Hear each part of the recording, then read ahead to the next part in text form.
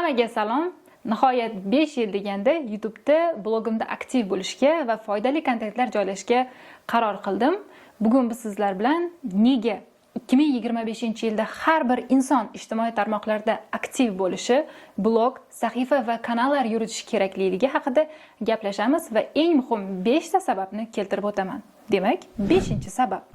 Kontent bu imkoniyatlar demakdir. Yoki boshqacha qilib aytganda, networkingni kengaytirishning eng oson va optimal yo'li hisoblanadi. Siz ijtimoiy tarmoqlarda aktiv bo'lganingizda, xuddi siz kabi fikrlaydigan, qadriyatlari, qiziqishlari, qarash va maqsadlari siznikiga o'xshash bo'lgan insonlarni topasiz yoki ular sizni topishadi. Shu sababli ham blog yuritish kerak va ijtimoiy tarmoqlarda aktiv bo'lish kerak. Bu yuqorida aytganimdek, networkingni kengaytirishni, o'stirishning eng zo'r yo'llaridan biri hisoblanadi. 4-sabab, blog yuritish orqali siz zamondan orqada qolmaysiz. Kontent bu hozir boshqacha, sodda qilib aytganda, zamonaviy ko'rinishdagi ko'cha. Ya'ni bu yerda odamlar muloqot qilishadi, aktiv bo'lishadi va har kuni nimalardir jarayonlarni amalga oshirishadi. Sizni zamondoshlaringiz, hamkorlaringiz, hamkasblaringiz, mijozlaringiz, umuman qarindosh, urug', qo'ni-qo'shni hamma tanishlaringiz internetda bor vaqtida, ular u yerda kuzatayotgan yoki aktiv bo'lgan bir vaqtda sizni o'sha yerda bo'lmasligingiz, tabiiyki sizni o'sha old fashioned yoki staromodniy degan so'zlarni o'zingizga tamg'alarni olishingizga sabab bo'lishi mumkin. Shuning uchun ham 2025-yilda ijtimoiy tarmoqlarda shunchaki kirib kim bilandir yozishish emas, balki o'zingizni namoyon qilishingiz kerak.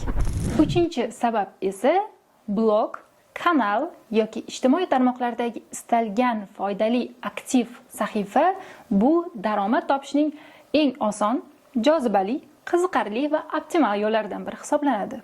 Hozir millionlab insonlar dunyo bo'ylab bloglari orqali daromad topishadi. Reklama olishadi, reklama sotishadi yoki biror bir mahsulotlarni sotishlari mumkin. Umuman ijtimoiy tarmoqdagi auditoriyaning, ya'ni podpishchiklarning aktivligini istalgan ko'rinishda pulga chaqish mumkin. Ya'ni pulga aylantirish mumkin. Bu narsa juda ham zo'r yo'l pul topishni masofadan topishingiz mumkin. Istalgan joydan turib blogni yuritsangiz, odamlarga nimadir manfaatli narsa, qiziqarli narsa bera olsangiz, bo'ldi. Hattoki o'sha kurs sotsangiz ham bo'ladi blogingizda.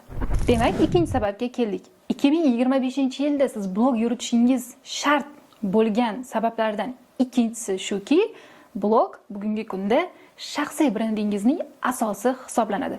Har qanday shaxsiy brend hozirgi paytda fundamentini o'sha ijtimoiy tarmoqlardagi sahifalari, kanallari va bloglari ustiga qurmoqda.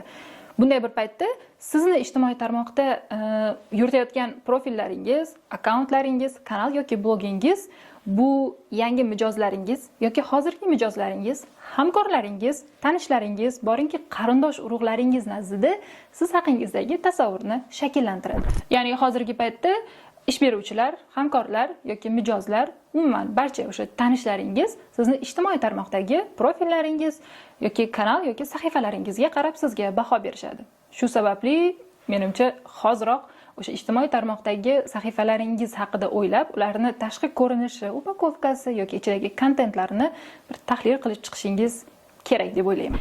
2025-yilda har bir inson blog yuritishi shart bo'lgan o'sha 5 ta sababning birinchisini aytishimdan oldin esa mazkur kanalga obuna bo'lib qo'ying va ko'rib turganingiz videoni ostida like bosib qo'ying. Xo'p, birinchi sababga ketdik. Birinchi va eng muhim top sabab bu kuzatuvchilar, ya'ni o'zimizni jaydar tilda aytganda podpishchiklar, o'sha followerlar, bizning auditoriyamiz borgan sari qimmatlashib boraveradi. Chunki kundan kunga yangi blogerlar, yangi influencerlar, yangi sahifa va bloglar ochilayotgan bir paytda raqobatchilar o'sib kelaveradi. Raqobatni o'zi ham o'sib boraveradi. Odamlarni biror bir kanalda ushlab turish yoki ularni biror joyda obuna bo'lishga majbur qilish borgan sari qiyinlashib ketaveradi. Tabiiyki, reklama ham, ularni ushlab qolish ham qiyin, qimmat bo'lib boraveradi. Ya'ni bu hattoki soat sayin, kun sayin o'sib ketaveradigan narsa. Kim ertaroq blog ochsa, kim ertaroq kuzatuvchilarni yig'sa, o'sha yutadi. Shuning uchun hozirgi videoni ko'rib bo'lishingiz bilanoq hoziroq borib Instagram yoki Telegramda o'zingizni kanalingiz va bloglaringizni oching. Keyingi videoda esa sizlarga blog orqali daromad qilish usullari haqida gapirib beraman. Ciao.